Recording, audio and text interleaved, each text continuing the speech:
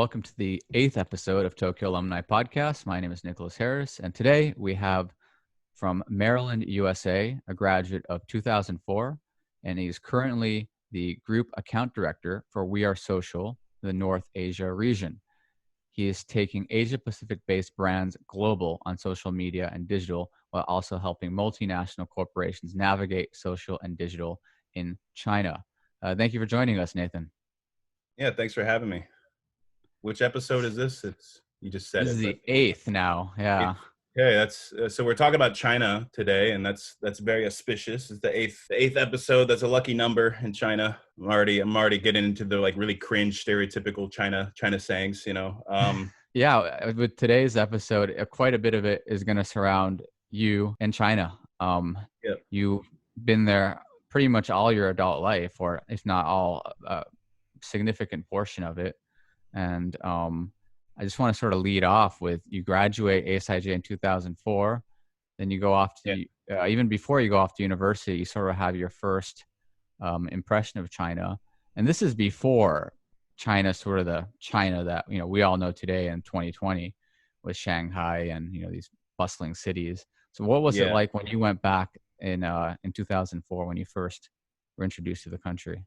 Yeah, so actually the first time I went was in 2001. It was a family trip, and I got to see, Beijing and Shanghai and Xi'an.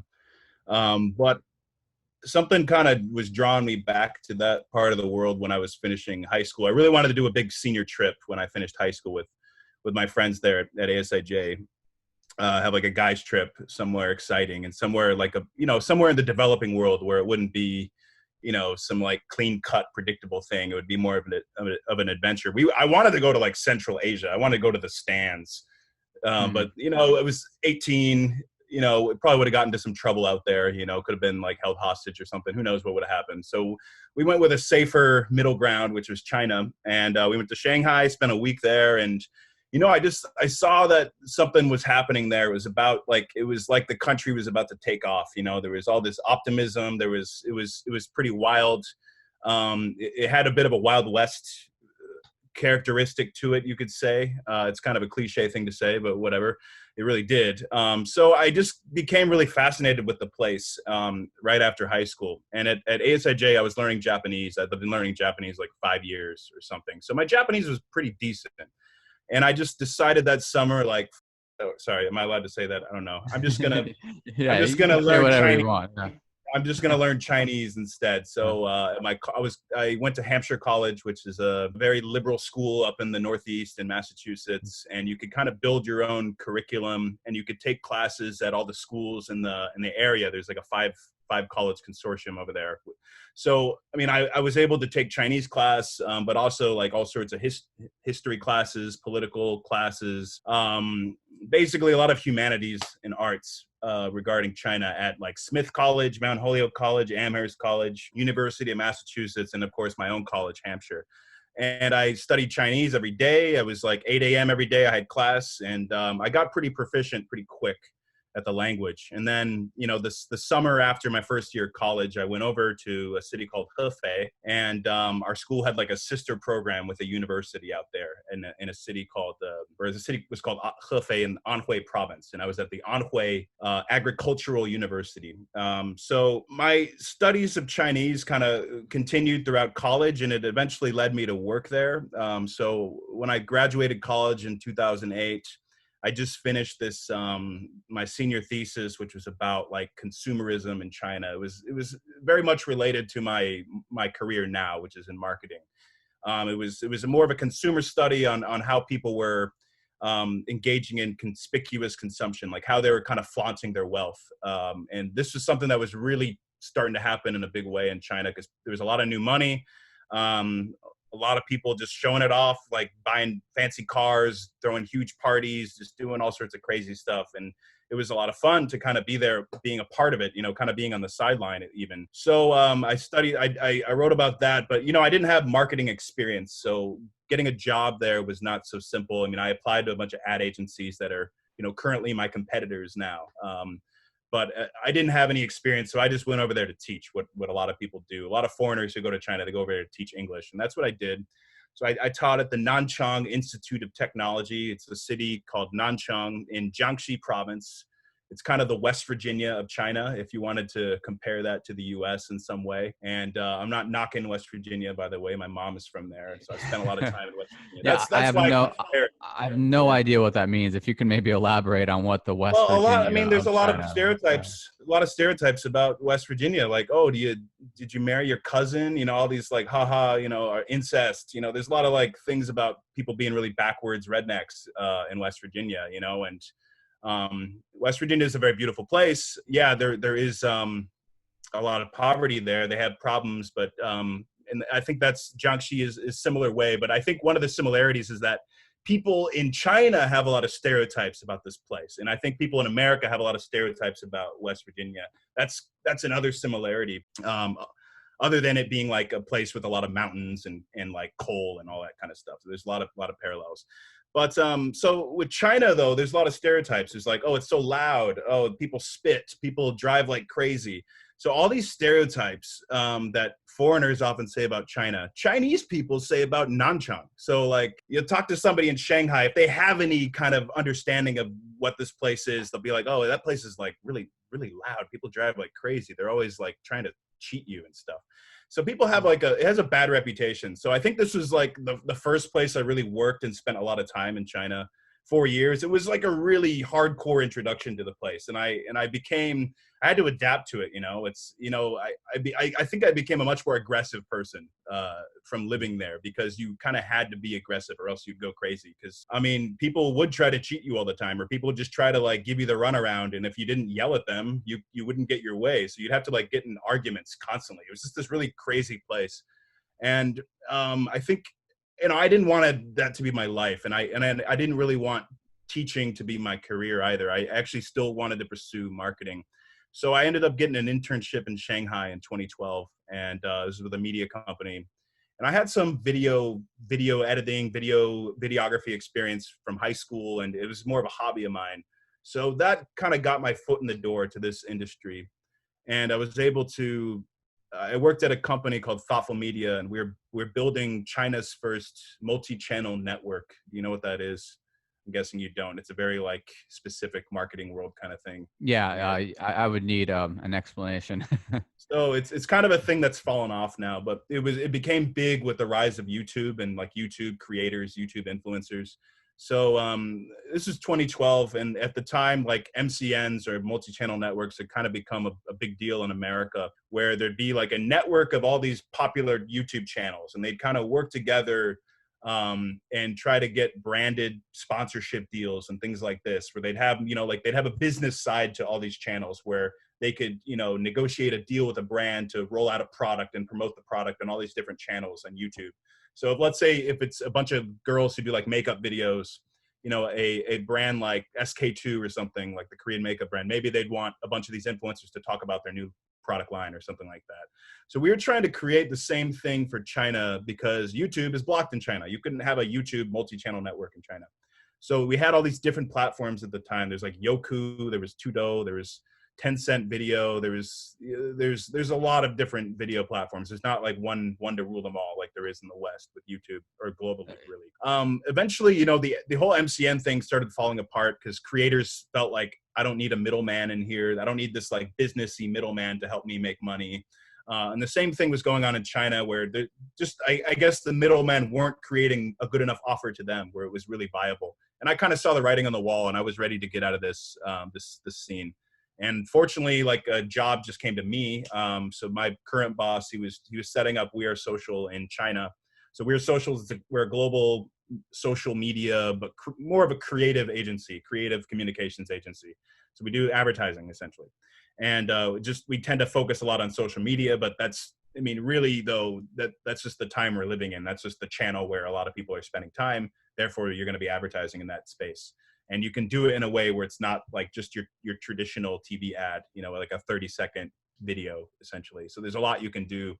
You know, there's basically a broader field that you can play with.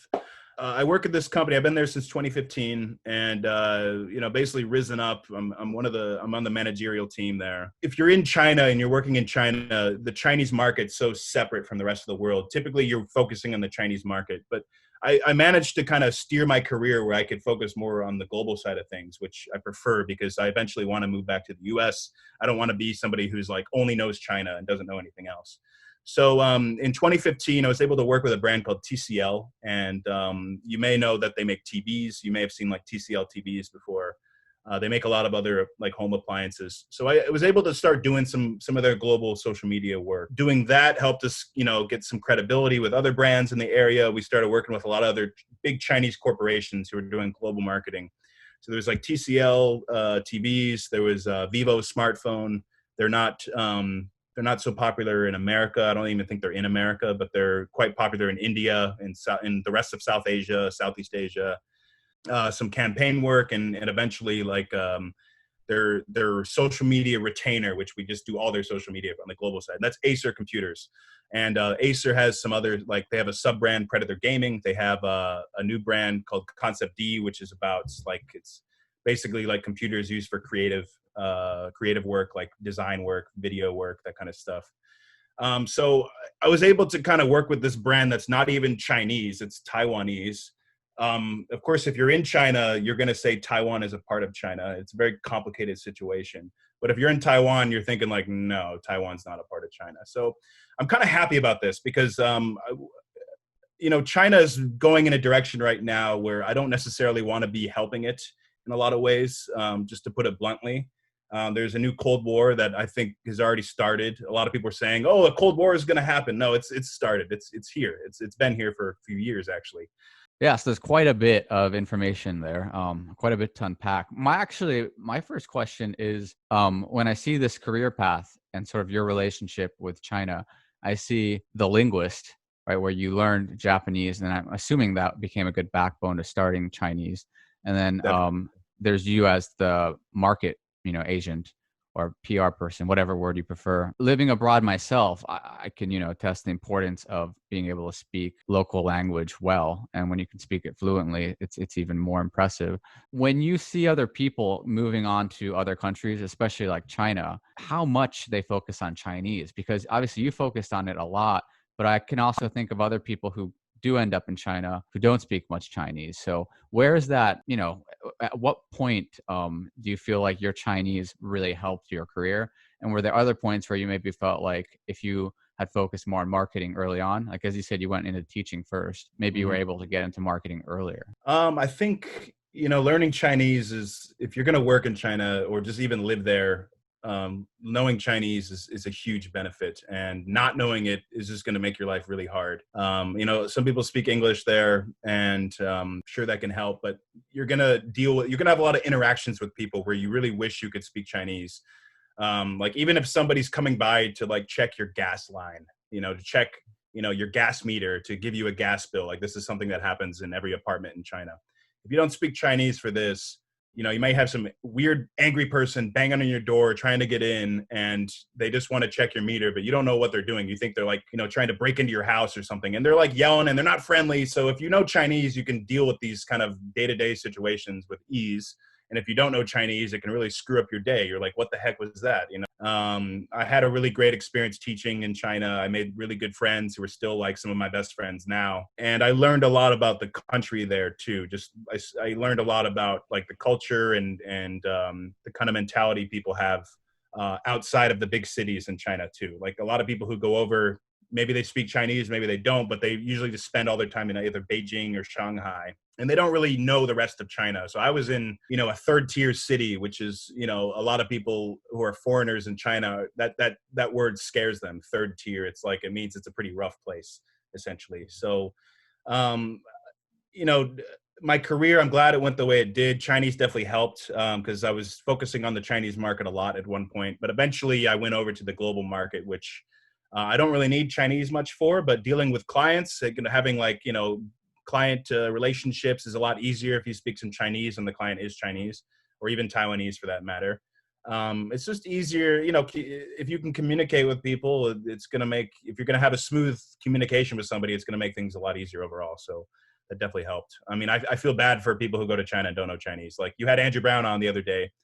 His life is hard because he doesn't speak Chinese, and he has a very hard time dealing with day-to-day stuff. I mean, I saw him last year in Shanghai. He came to visit, and I can't relate to a lot of his problems because I speak Chinese. And you mentioned in 2008, you sort of saw this new money, this emergence of, Shanghai was just building towers of just tower after tower. The construction seemed to be never ending.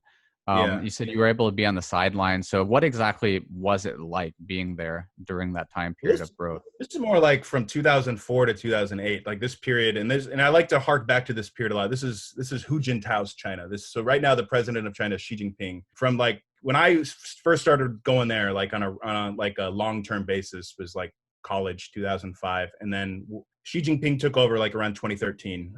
So that period of time before 2013 was like this really wild, fun time in China. Hu Jintao was in power, and it was a very corrupt place. And by corrupt, it just means like you could just break a lot of rules, but maybe you weren't a bad person. You just wanted to party. It was a very fun place to be because you could just have a very wild time and not get in trouble. And if unless you were looking for trouble, like if you're picking fights, you'll definitely have trouble. But if you're like a nice person, you could have a really good time there. And there's a lot of like crazy parties at clubs. If you're a foreigner or something like that, maybe some rich guy at a club sees you and it's like, oh, I want to hang out with a foreigner, and he'll invite you to drink at his table. He'll like have a bunch of bottles of whiskey and like a bunch of dice, and you play like some dice games, like drinking games with him. And he's got like, all sorts of friends that are with him, and you make all these connections, and then you start meeting his friends at other places, other parties, and you start going to karaoke with these people. So you can start building all these really fun relationships through this kind of nightlife, the kind of seedy underbelly of China kind of scene. And, a lot of my time was, drinking and having fun was this kind of life. And it was, things started to change in 2013 when Xi Jinping came to power. Things got a lot stricter. They started like enforcing like things that you would like them to enforce, like traffic laws started to be enforced more in a place like Shanghai. You don't want to be run over by a car. It's nice if people are following trappic rules. That doesn't sound like a bad thing. Yeah. Yeah, it's not a bad thing at all. But then, in the past couple of years, though, things have gotten really crazy where they've taken this really hard stance on drugs. And this doesn't just apply to people who do drugs as well. There's a lot of bystanders in the way. I'll tell you some stories about what's happened. So they eventually started the authorities in Shanghai, they got the police. They basically got overturned by Beijing.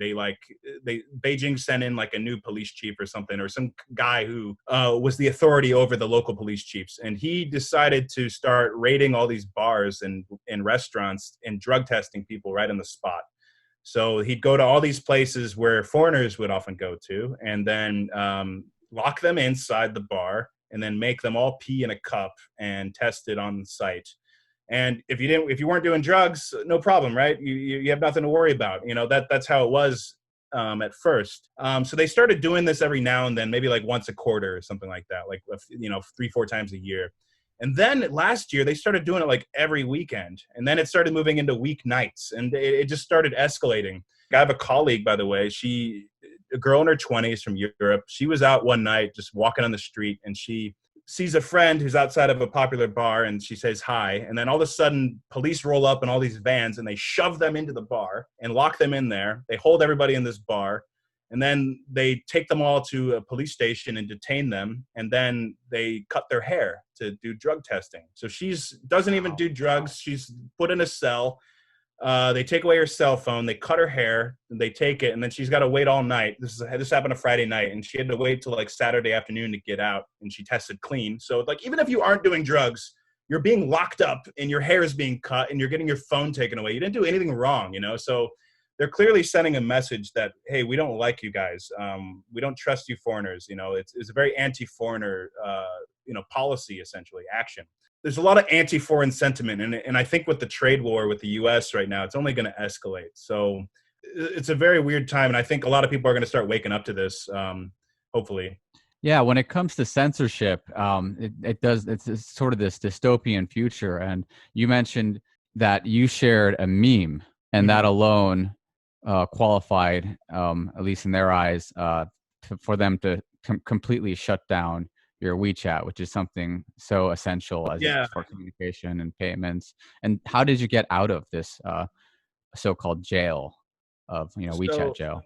yeah, this was the second time I went to WeChat jail, and I wrote an article about it. Like, if you go to, I have a Medium account. Maybe you could share it in the description of the video or something, and people could go to it.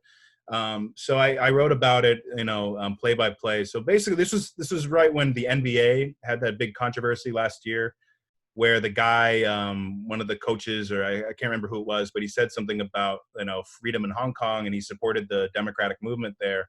And then China was like, okay, we're pulling the NBA. We're not going to show it on TV. We're going to cut sponsorship deals. LeBron James, you're screwed. And then all these NBA guys are like, whoa, whoa, whoa, whoa, whoa, slow down. No, we love China. We love China. No, no. They basically like were kowtowing to China. So a lot of memes came out. Like there was one where it was like the NBA logo, and it was like a guy like on his knees, like bowing to the Chinese flag. A lot of like memes like this. So I shared, and then there's one where it was like the Tiananmen Square thing with the tanks, and it was like a bunch of basketballs, and there was the guy standing in front of the basketball. I think it was that one that got me. So I shared that into a group, and it was a group of like foreigners. It wasn't like I wasn't sending this to Chinese people. Like I don't like to talk politics with Chinese people. I just I treat it as this is your internal politics. I can have my opinion, but I'm not going to bother you guys about it. I'm going to talk to my foreign friends about it or whatever. So it was in a group, and I think what must have happened was somebody must have forwarded that to another group, and then somebody must have flagged it in another group, and then it got traced back to me as the original sharer of the meme, and then they blocked my account. And then that basically it said my account was it was locked due to suspicious behavior of spreading malicious rumors.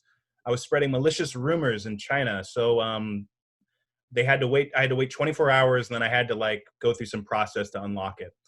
And sometimes you need like another WeChat account to help you unlock it. And that happened the last time. I got put in WeChat jail again like a month or two ago. I don't even know what did it this time. I'm not even sure what happened. But I had to get a Chinese person to help me. And after she helped me unlock it, her social credit score went down. That's like a credit score everybody in China has now, that essentially measures if they're a good person or not. It's really terrifying. Going back to the social credit score, again, Mhm. so this one of my favorite show, Black Mirrors, right? They have that Yeah. famous episode, Nosedive, where the lady Yeah. has social credit. So what exactly, what does it look like at the ground level? Because I've read about it. Maybe if you can briefly explain what it is first, and then explain what is it like for people there, like how overt are the numbers? Is it like that episode of Black Mirrors, or is it something a bit more confidential, and people don't really know each other's scores? Yeah, it's more confidential. It's not like Black Mirror, but I mean, there's some parallels, of course. Like for one thing, if your score is too low, you can't like get a high speed rail ticket. You can't take the high speed rail. You can't buy a flight. So your options to travel are very limited. Like your options to move around are limited. It could affect hiring. So people can check their score. There's like a database where you can check your own score. I think you enter your Chinese ID number. I'm not too sure about a lot of the details with this. I'm also not a Chinese legal expert. There's a lot of, when it first was rolled out, a lot of foreign journalists in China were saying like, oh, people are overblowing this. They're trying to compare it to Black Mirror. It's really benign. It's really nothing. It's not a big deal. And soon enough, it started to get more and more crazy. It started to be more like Black Mirror. And then, they're all very quiet now about that. So it basically, China will look at your behavior, what you say online, what you buy, nice cat. Yeah. How much time you spend doing gaming, mobile gaming or something. They'll look at all your habits and they will rank you. They'll give you a score. And if you affiliate with bad people or bad characters like myself, who spreads memes online and gets punished for it on WeChat, if you're affiliated with me, I could affect your score, So it's very creepy. It's social engineering. It's trying to train people to act a certain way so their score doesn't go down. And of course, anybody there who has any real power, anybody who's connected, if they do something bad, I'm sure they could get their score cranked up if they need to.